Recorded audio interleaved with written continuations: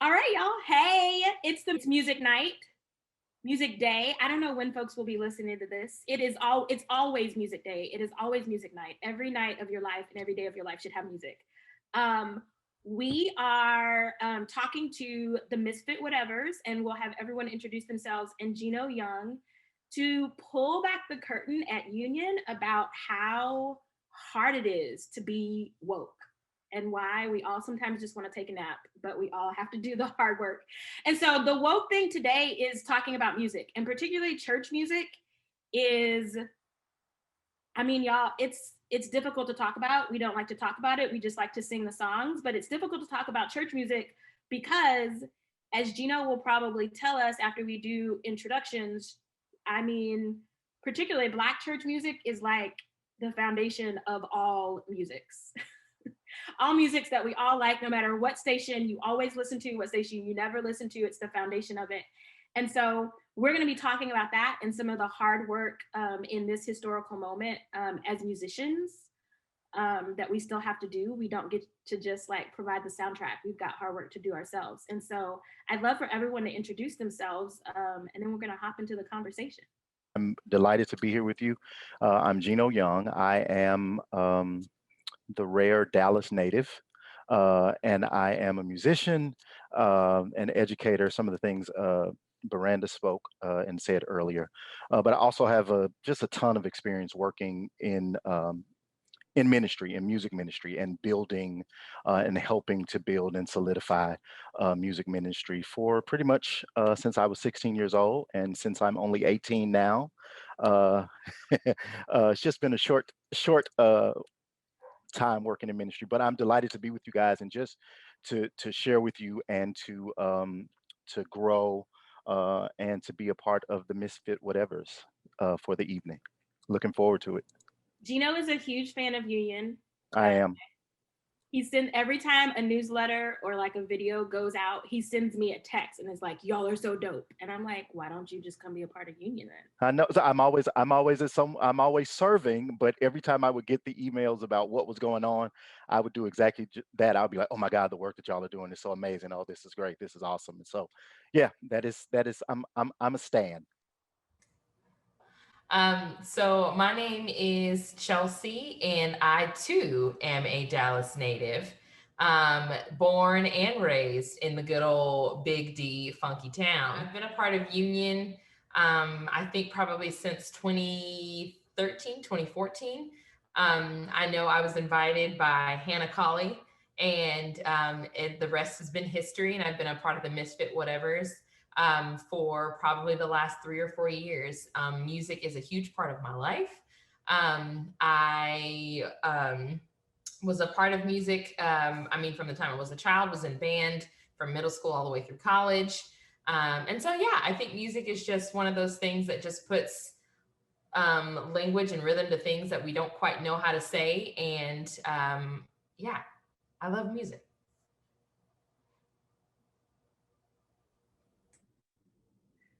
I'll jump in. My name is Chandler Grace. I go by CG. By day, I do finance things for a bank. And in my free time, I am a musician with the Misfits, an official Dallas resident for 5 years now.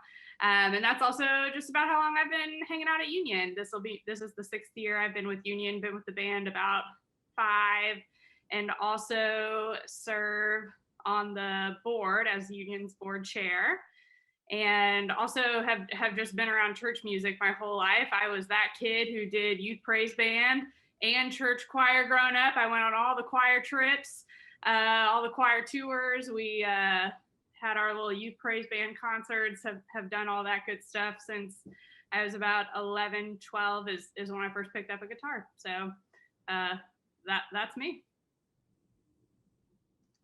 Cool. I can go next. I'm Hannah Colley. I am not a native Texan, but I've been here probably for I think 8 years. I've fallen in love with Dallas, and now we live here, and we love being here.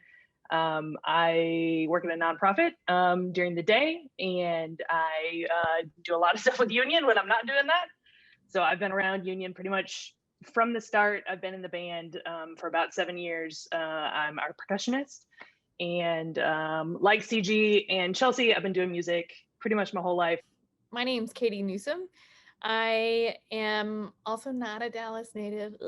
I'm from Georgia, but I've been in Dallas for like 13 years, so I feel like it's sticking. I have been at Union since 2013, and a part of the Misfits, I think now for 6 years, and also a UMC pastor, working out in Rockwall, Texas. And I'm Scott. I am originally from Garland, Texas. And I have been in the band, I think me and CG joined about the same time, so about 5 years. I'm the general manager at Union Coffee, so about 80% of my life revolves around Union, which is great. Also music is everything to me. Choir, all-state choir, all that good stuff growing up, and I've recently started getting into GarageBand and like kind of fiddling with like producing my own little stuff. So that's kind of fun. We'll see if I ever share it with anyone. But yeah, happy to be here.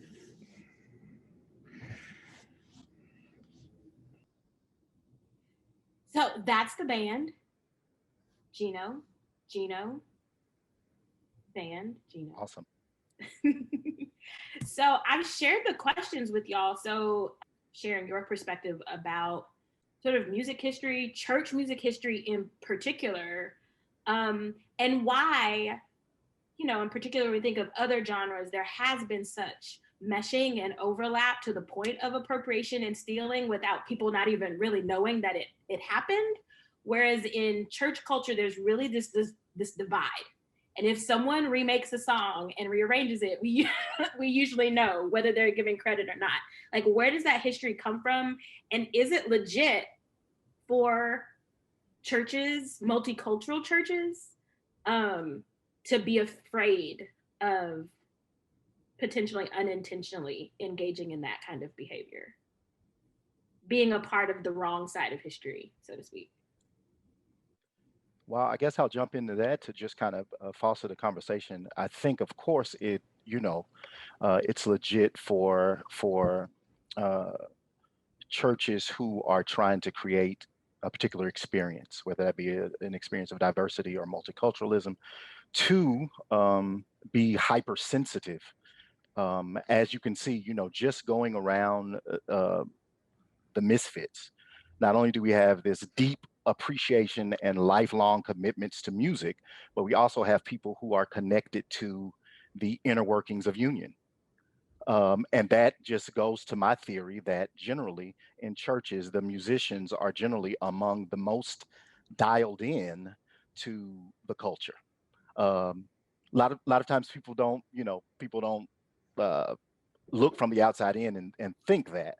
But we know as musicians, as people who share musically, that the musicians and the band may make it look easy, or they're always there and present, but you guys are dialed into the needs of the church, and thereby trying to be dialed into the needs of attendees, and then thereby trying to be dialed in to the needs of the community that the church serves. And so I think it's beyond appropriate to be sensitive to appropriation, to misappropriation, to those things that you feel might be harmful when you're trying to create an experience. Legit, yes. Always founded on real, real factual information? Probably not. I think having a heart for, and as we get into more of the discussion, I think having a heart for the people leads you to be hypersensitive, but sometimes the music and the heart behind what we're doing will take care of any of those kind of concerns that we have if we're careful. So I'll just leave it there, and then we can just kind of discuss.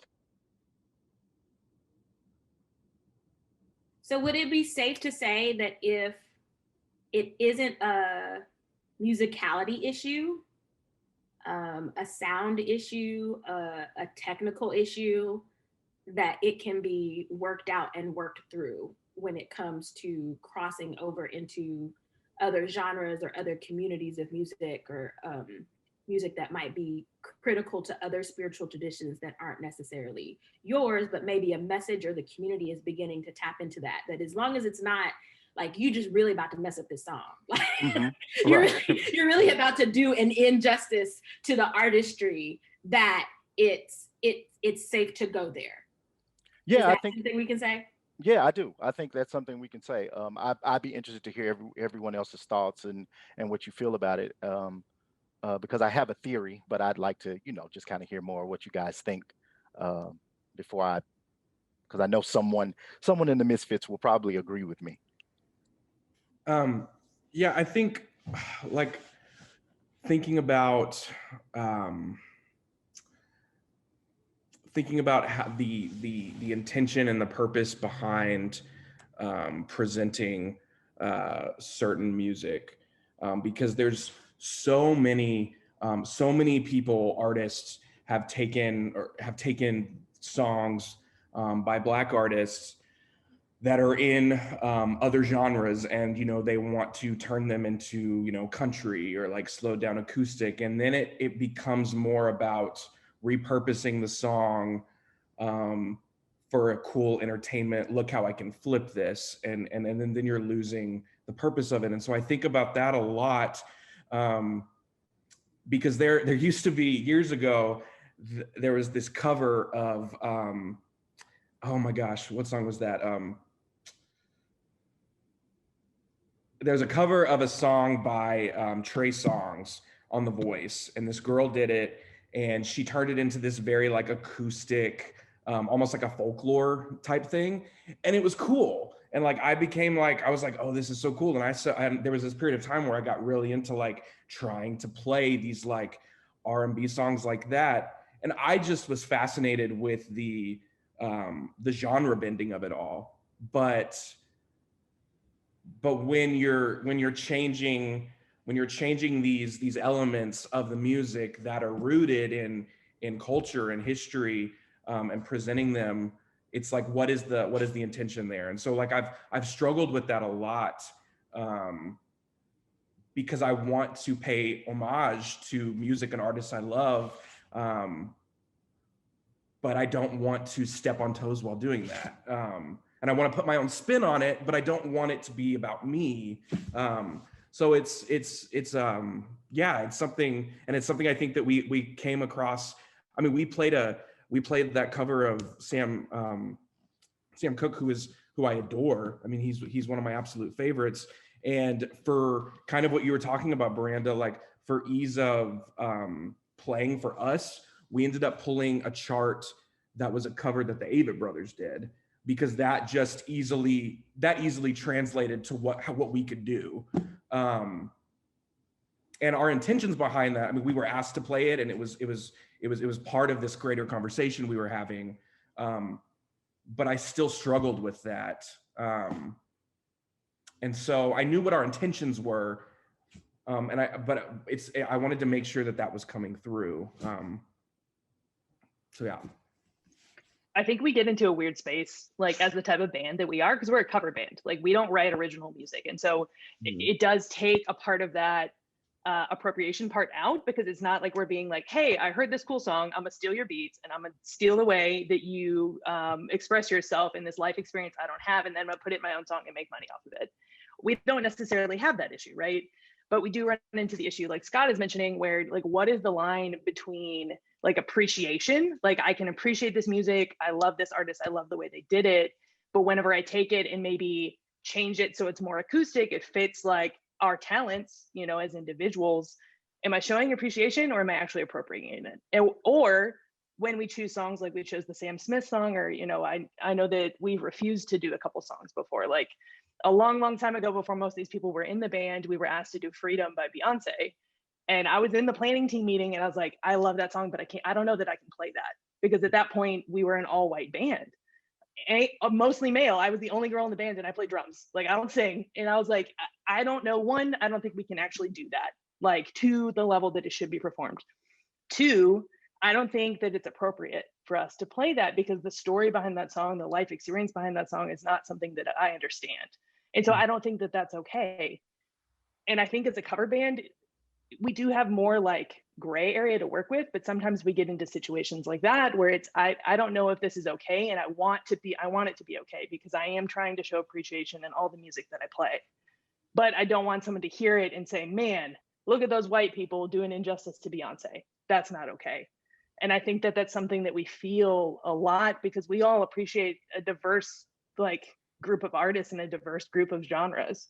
But I do feel like we get a little held back sometimes because we want to make sure we're presenting the art. It should be the way it should be presented because I don't want to be that white band or mostly white band that's doing things like Miley Cyrus, that's doing things like Katy Perry, you know, like Macklemore. And then people are like, why are you doing that? Like, that's not your culture. Yeah. Yeah. Oh, go ahead, Baranda. I was just gonna drop in just one thing. I think Hannah's point about how the band and the community at Union has shifted, and there are now more women in the band, and there are now more. It's not just an all white band, right? And that's also happening in Union's community. But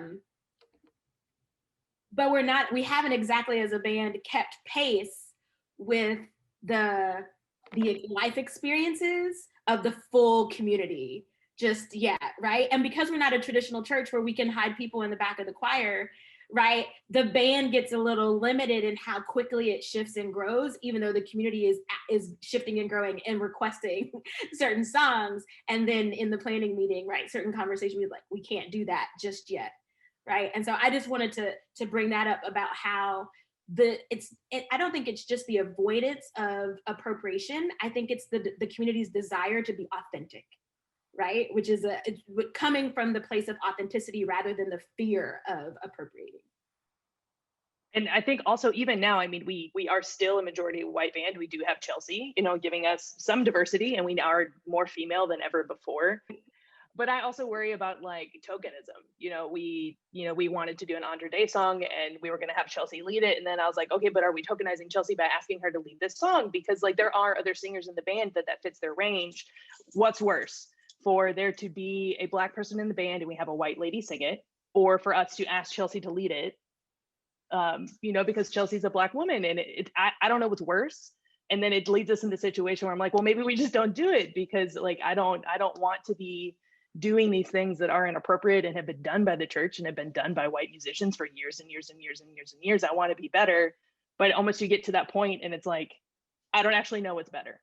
And I don't know who to ask to help me make that decision, but I want to be intentional about it because I understand it's important and I understand the weight and the responsibility that we carry when we are being the face of music at Union. And it's a big responsibility. And I want to, you know, use the privilege that I have to try to make positive change with it. But I don't know, it's like it's really hard having, like, you want to have the good intentions but you don't know what to do with them.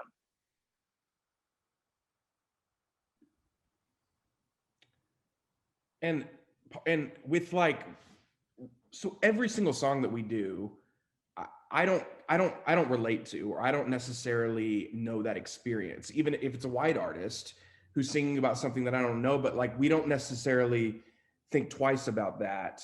And so it's like I don't think that you have to be able to relate 100% to a song or a story to be able to perform it, because I think there are elements of it that you can pull from, but then are there stories and are there cultures like we're talking about now where like Black people have a history. I mean, this is a history of theft and appropriation, and so it's like this story feels more important, and maybe I shouldn't touch it. Yeah, I didn't want to cut anyone off. I thought I saw CG unmuted for a second there, but I didn't want to jump in. And then Katie, I'll just wait. I can wait. Excellent point. So part of the reason why, and just a tad bit of the history, part of the reason why and I promise this will connect in just a second. If we think about how Black church music functioned, and I'll just make a quick delineation.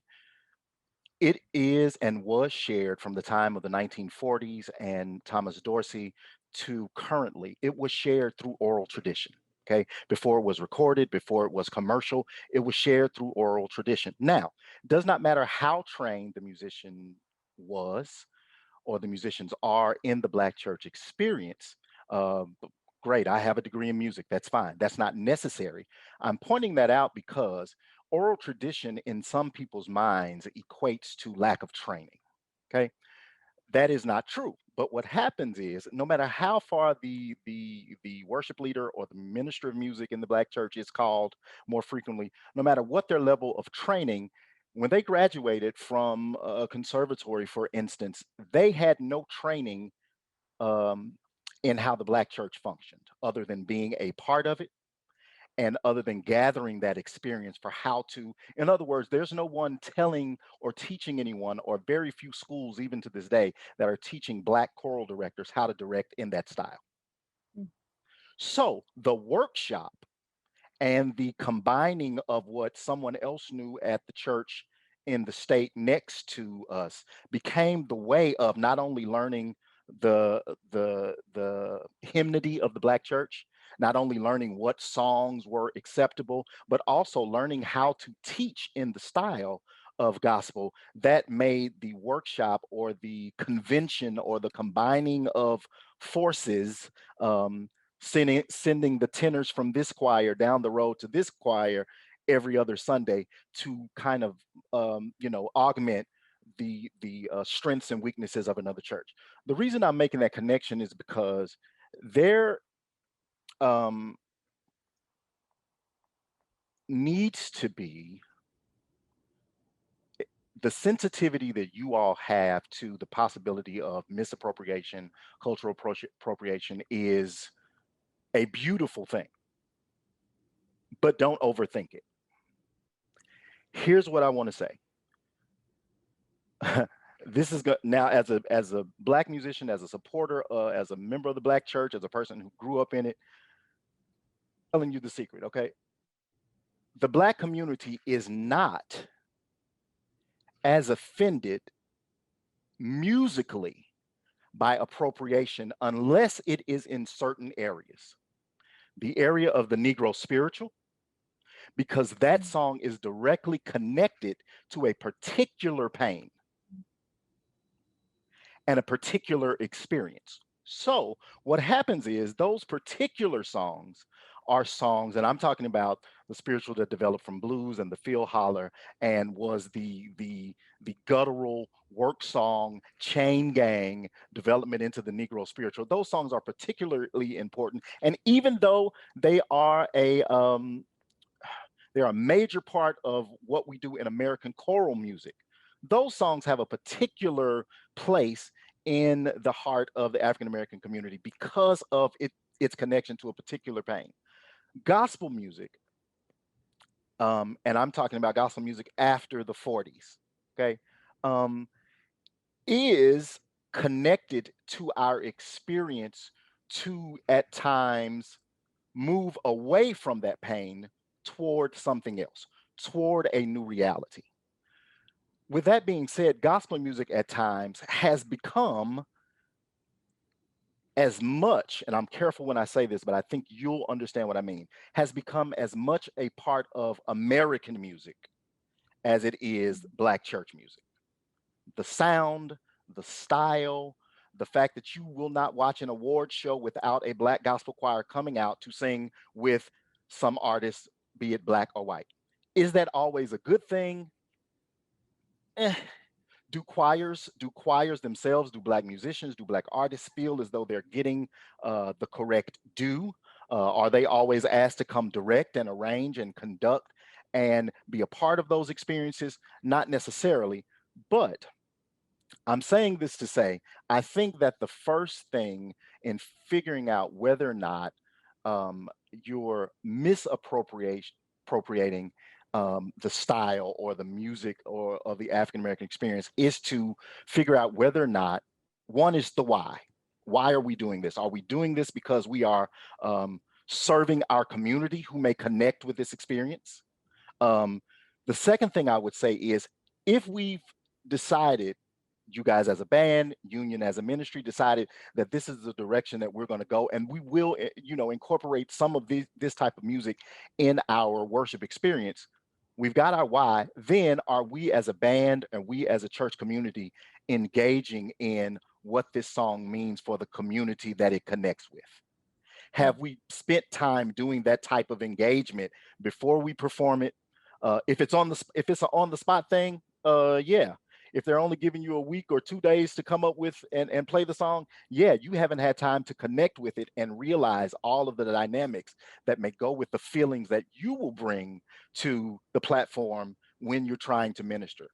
And so those are the first two things I would say. I don't think that unless it is a particular song speaking to a particular type of pain in the African American community, I think your risk of misappropriation is low because of the hearts of the people that I see on the call.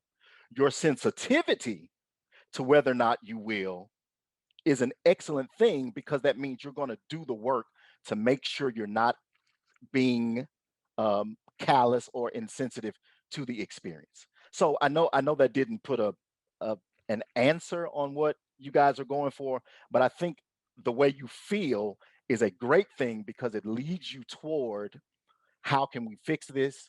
How can we, switch directions or go further in this direction with kind of our conscience and our heart for people being a little bit more clear. So that's what I would add just to the top of it. So don't worry as much. Seriously, don't worry as much, because in essence, although we know it, there really aren't very many American musics that Black folks don't claim and didn't create.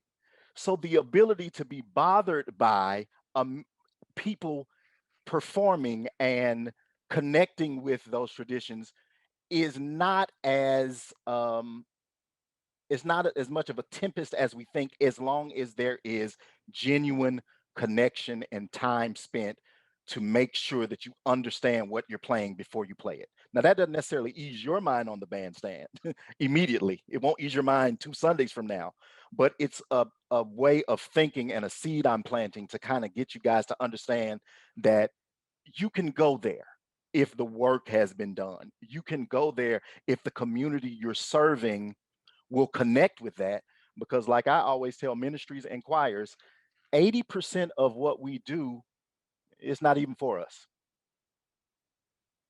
We're still a service, you know what I mean? 80% of what we do is to prep, is to make sure the community is fed the way they need to be fed musically, and we kind of get the overflow from it, from our preparation and from our time growing like this. So I'm just kind of planting some seeds, not necessarily answering the question, or maybe not putting your heart at ease as much, but think on those things, because I'm sure it can lead you in a different direction. I like that. Thank you for that.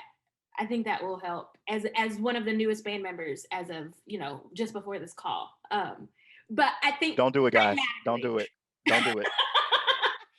Pragmatically, I think Hannah had brought in something, and Scott also touched on it. I think this idea of, and I know this could be a whole other recording, but the appropriateness of features, because we're a community in transition.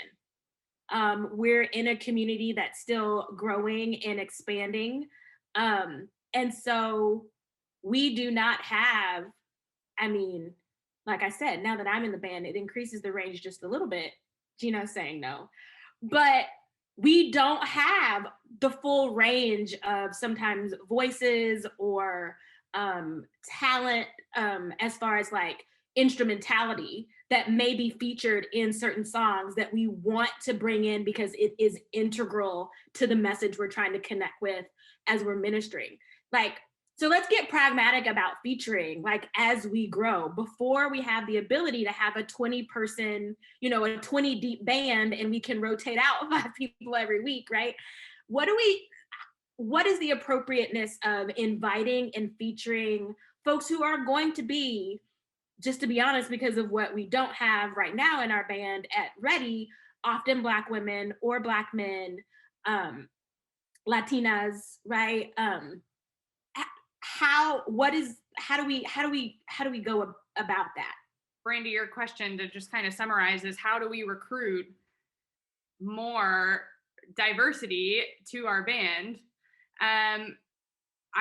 I know this isn't a great answer, but we have, and I know it's hard during COVID too, since we can't all play together in person, but that's something we have really struggled with as a band for several years. Not just like trying to recruit more Black people or people with more diverse instrument ability, just recruiting in general.